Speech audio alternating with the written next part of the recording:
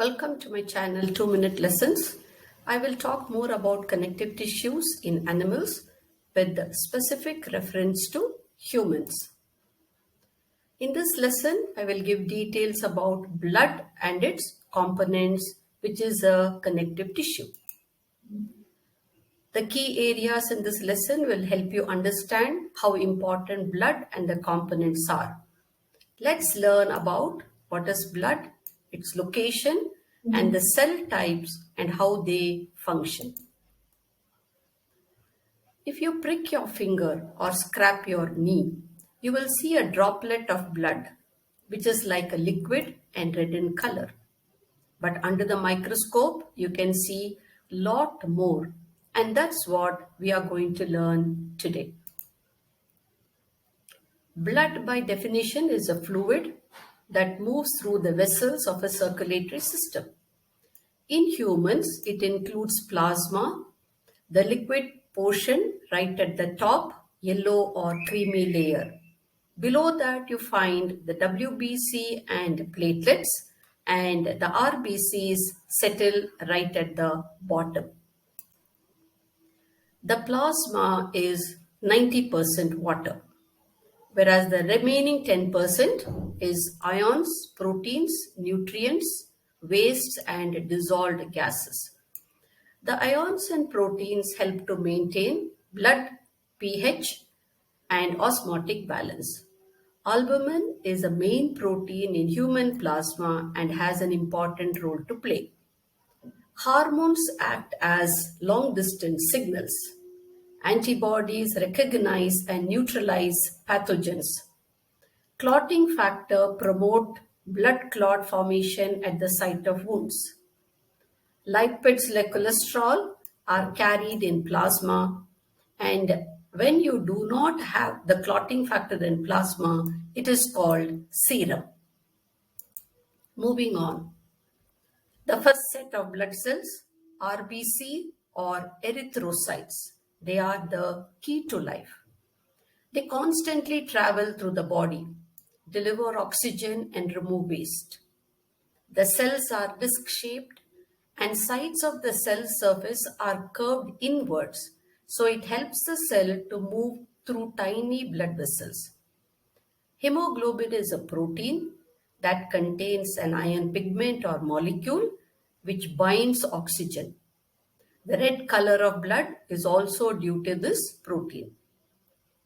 The lifespan of RBC is about 120 days, and they are produced in the bone marrow. In case of a mutation in the hemoglobin gene, it can cause a disorder called sickle-cell anemia. And if there is an iron deficiency, it causes iron anemia. Our bodies are continually exposed to bacteria, viruses, fungi, and parasites, which are found generally in the skin and mucous membranes. They can cause serious diseases in our body. WBC or white blood cells, also called leukocytes, they protect and fight against invading pathogens or microorganisms. There are two types of white blood cells, granulocytes and agranulocytes. Let's look at these two types now. Nearly 60% of blood contains the agranulocyte neutrophil. They have multi-lobed nuclei and formed from the stem cells in the bone marrow. They are released into the peripheral or outer blood and circulate for 7 to 10 hours before they move into the tissues where they have the lifespan is only about a few days, almost 5 to 90 hours.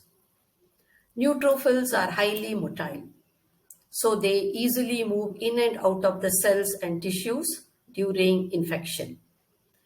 They are the first line of defense against any invading microorganism.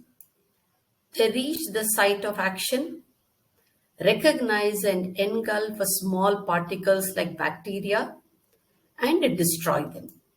They also transport foreign bodies wherever required. Next is eosinophils. Eosinophils have a strong affinity to eosin component in the blood stain. Nucleus is dense, it is bilobed, has a C shape, whereas the cytoplasm contains a large shiny granules.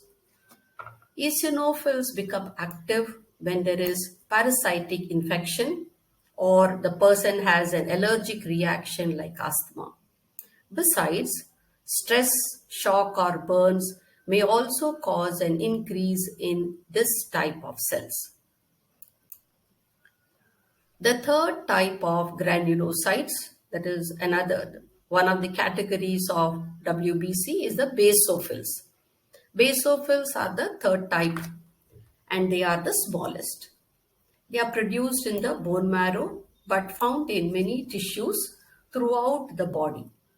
Basophils are poly or multi-lobed nucleus and contain condensed nuclear chromatin and organelles in the cytoplasm.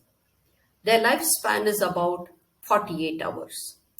Basophils are part of immune system.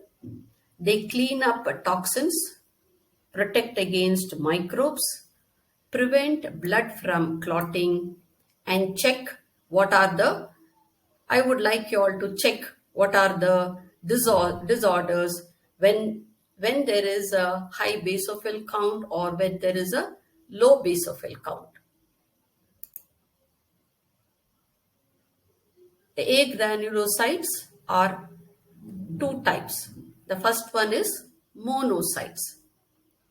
Monocytes are the largest type of leukocytes or WBC. Monocytes, they help to regulate the immune system and fight against foreign particles or any kind of infection in our body. Lymphocytes. These cells are spherical in shape with large nuclei, very little cytoplasm. There are three types of lymphocytes: T cells, B cells, and the natural killer cells. T and B cells are critical for specific immune responses, whereas the natural killer cells provide non-specific immunity to the body. The last set of cells which are present in the blood is the platelets. Platelets are also called thrombocytes. They are small, colorless fragments of cells in the shape of a plate. Proteins on the exterior of platelet walls are sticky to help them to attach to the blood vessels. Platelets are components in blood and spleen. When actively clotting, platelets extend filaments that resemble legs on a spider. These legs make contact with broken blood vessels and other clotting factors to seal this and stop the flowing of blood, and that is clotting of the blood.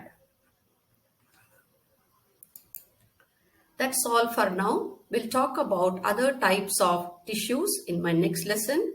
Thank you for watching.